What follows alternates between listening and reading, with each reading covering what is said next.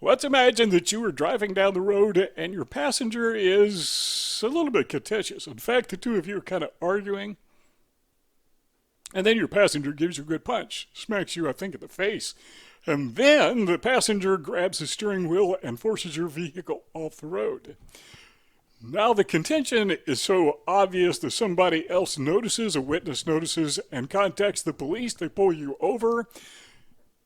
Now we have video and audio evidence of what is going on. So the cops intervene, and the passenger, who happens to be a young woman, 22 years old, named Gabby Petito, gets out of the vehicle and admits, look, this is my fault. I did it. I hit him. He didn't hit me. But the driver, who was 23-year-old Brian Laundrie, these two were a couple. You remember the story? They were taking a trip out west somewhere to create a YouTube channel about traveling, I guess, and they had this contention that the whole world knew about. Well, who cares? I mean, people fight all the time, right? I mean, why is this such a big deal? It's a big deal because, well, eventually Brian went home to Florida in the van that they were, taking to wherever they went, Wyoming, Montana, I think. But he didn't come home with Gabbie. He came home with a van, but not with her. Now, that prompted the media to pay attention. That prompted law enforcement to pay attention. What happened to Gabbie? But if you knew nothing else, other than what was on that police video, that there was an argument that got physical, that the young woman grabbed the steering wheel, forced the vehicle off, and then admitted that she did it. And in the police video, you see the young man who was driving, and he was relatively calm, collected, and as far as I remember, he didn't say a whole lot of anything, which, by the way, is a pretty good defense. If you ever want to defend yourself, try doing nothing. Often that works. Not always, but sometimes you don't just speak up and say, yep, she was the bad guy. But he came across as kind of cool, calm, collected, not making accusations. But if that's all we knew, if all we knew was that police video, we would probably draw the conclusion that this is an abusive woman, Gabbie is an abusive woman, and that Brian is her victim. But we don't know. I mean, because you don't know the story. It could be very possibly that Gabbie was, very abusive and Brian was reactive. Or it could be the other way around. Maybe Brian was abusive and Gabbie was reactive. Again, we don't know because we don't know the whole backstory. What we do know is that Gabbie was killed, and before he committed suicide, Brian left a note and confessed to the killing. Where are we going with this? Well, where we're going with this is we want to know if Brian, who admitted to killing Gabbie, was a narcissist. The reason we're asking that is because Gabbie's mother apparently posted something on Twitter that used the term narcissism in describing the young man who killed her daughter. Now, if somebody killed my daughter, I got to tell you, I'd be upset too, and I would probably call them something far worse than a narcissist. But the question here is, was Brian truly a narcissist? That's a good question to ask because, quite frankly, that's what we talk about on this channel. So it captured my attention. Now, I got to say this. I'm not diagnosing anyone. I am just speculating on what possibly could happen in situations like this. Got to make that clear. All right, so Gabbie took control in the sense, in that police video. She took control in the sense that she assumed responsibility for that particular incident. But beyond that, we don't know. We have no idea who is pushing whose buttons and who is reacting, or maybe they were pushing each other's buttons and they were both reacting. But what it seems to be that there was some kind of a trauma bond going on here.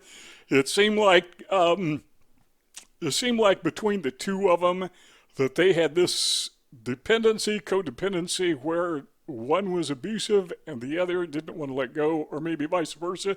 Or maybe both were abusive and they were playing both roles in codependency. How would you know? Well, was Brian a narcissist? Let's dig a little bit deeper into this. So what we discover in the notebook was this. Brian assumed responsibility. And here is a quote that we read. It says, this is from people.com. It says, "I ended her life.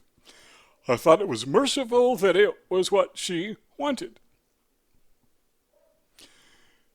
But I see now all the mistakes I made. I panicked. I was in shock. But from the moment I decided took away her pain, I knew I couldn't go on without her." And then he goes on and he invents a story. I think it was invented that the night of the killing, of the admitted murder, that apparently Abby had slipped and fell in a creek. She was suffering from something akin to hypothermia.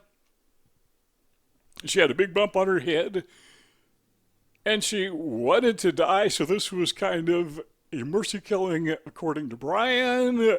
I don't believe that at all. What I think happened was he was mad, and he was acting out his anger. I think he killed her, strangled her to death. At least that's the way it appears. But let's go back to this quote, and let me ask you these questions. Is this something that a true, full-blown narcissist would write? First of all, he says, "I ended her life." There was a lot more, as you know, to the notebook of this than this, but we're going to focus on this part because I think this is pretty much all we need. He said, "I ended her life." Something you will discover about narcissists is they very seldom accept or assume responsibility for doing anything wrong. Now, kind of, Brian did that in the sense that he ended her life, but that's what she wanted. So he's kind of blaming her so we can see. Now, a narcissist would not admit to killing somebody, but then was he? Or was he blaming Gabbie for her own death? Because, well, that's what she wanted. He goes on and he says, "I thought it was merciful, so it was a mercy killing." That is what she wanted, blaming her. But now I see all the mistakes I made. That is not the statement that a narcissist, at least from my opinion, my point of view, that's not something a narcissist would make. Yeah, I made a lot of mistakes. Narcissists very seldom admit to making mistakes, but when they do, it's like this. It's kind of general. I made a lot of mistakes. I'm not going to be real specific about them because, well, that would deplete my ego. But yeah, I'm just kind of proud to be humble. So maybe this is an indication that Brian was a narcissist, but maybe it's not because, he does admit to making mistakes. Well, he does get specific. He says, number one, "I panicked. I was in shock." So now he is being specific. I did make mistakes, and these are the specific mistakes that I made. Panic. I don't know that a narcissist would ever admit to panicking. And by the way, they very seldom do panic. At least the ones that I know, they play it kind of cool because they've had an entire lifetime to practice. They're really good at what they do. They never admit to being in shock, at least not this type of shock. But from the moment I decided, there he's assuming responsibility, took away her pain. Notice how he didn't say took away her life. I took away her pain, kind of downplaying a murder. I knew that I couldn't go on without her. So now we see he's back focusing on himself, which it's all about me. That is narcissism. So based upon what we read, what I see here is this is not a full-blown narcissist, but this is somebody with very strong narcissistic tendencies. But if you were in his situation, what would you do? Yeah, I think I know your answer. Your answer is you wouldn't be in his situation, which is, if that's what you were thinking, it's probably a good answer. Well, narcissists tend to create a false reality. If you watch my channel, you know that. We've talked about that a lot. They create usually a lifetime false reality, and everyone in their life is a part of it. So it's not only a false reality for themselves, but it is a false reality for their victims. That is what we see in this scenario. But there's one glitch that says, okay, maybe this is not the ramblings of a narcissist because, well, it's just not believable. I mean, it was relatively warm the day that Gabbie was suffering from hypothermia due to cold weather. And the creek that she drowned in, I mean, you'd have to stand on somebody to get him to drown in. She didn't drown in it, but she, fell in. And apparently she had some kind of injury on her forehead or whatever. My belief is, or my assumption I should say, is they were arguing like they always do, and he finally flipped out. No evidence other than what we just conclude based upon what little bit we know. But I'm thinking that's probably what happened. Narcissists tend to not do things like that. They are much more subtle, but there are exceptions. So the whole point of what I'm saying is, yeah, he had a false reality. He was trying to explain away a murder, or at least make it sound merciful. Put a positive spin on it. It's not believable. And one of the hallmarks of a narcissist is they work very hard at making their false reality a believable reality. We know that because people believe them. I know the narcissists that abused me, they were very believable. And you didn't really realize it until the final discard how totally unbelievable it really was. Just totally missed all the red flags. I don't see that here. Another thing that I don't see is narcissists tend to smear their victim's reputation. I don't see Brian doing that to Gabbie. Rather, he says that I couldn't go on without her. He's speaking of her very highly. The next thing we notice is that, the end of the story by now, that Brian committed suicide. They found his note, which is what we're talking about.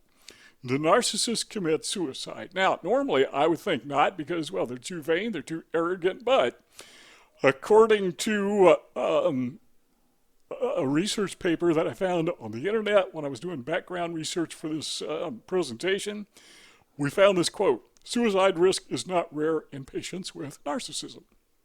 So apparently narcissists do commit suicide. The fact that they're arrogant, self-absorbed, think they're the greatest thing on earth, does that make sense that a person who really believes that would commit suicide? And the answer is, well, if they truly believed it, no. But narcissists don't believe their own lies. I mean, maybe in time they come to believe it, but deep down inside, they know that, at least from their perspective, they are inferior. They feel inferior, and so the reason they behave as narcissists is to cover up that deficit.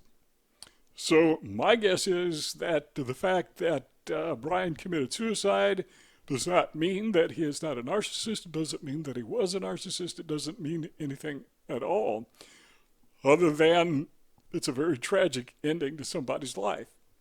So there's one final thought that comes to mind on this, and my conclusion is that everybody has narcissistic tendencies, and I think the case in Brian and Gabbie is probably neither one of them were what we would call full-blown narcissists. They were just a couple who had an anger problem, and it seems that in both cases it got out of control.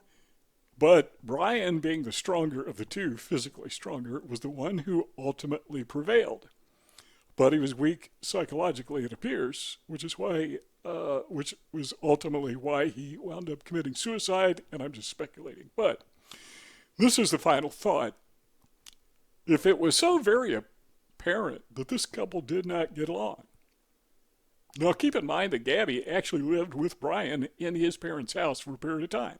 So if it was very obvious that this couple did not get along, and to me it is obvious based upon the news reports, why didn't the parents of Brian and or Gabbie intervene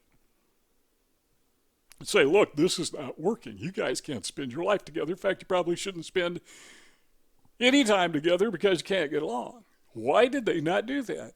And the answer is maybe they did. And Gabbie and Brian just didn't listen because, Romeo and Juliet, they're trying to split us apart, and no, that's just going to make us stronger. More determined than ever. The answer to that question is, I don't know. Maybe the parents did try to get them to admit that they just weren't connected. Psychologically, they just fought all the time. But then again, it seems they professed love for each other. Do you understand that? Do you understand how two people can love each other and fight and bicker constantly to the extreme that both of them wind up dead? If you can explain that, well, you know what? That's why we have a comment section. So if you would let us know what your thoughts are in the comment section, not just me, but other people who are watching this presentation. Yeah, I would like to hear what you got to say. Take a look at the screen. There are two rectangles. If you want the conversation to continue, all you got to do is click on one of those two rectangles, and we'll keep on talking. If not, thanks for stopping by, and see y'all next time.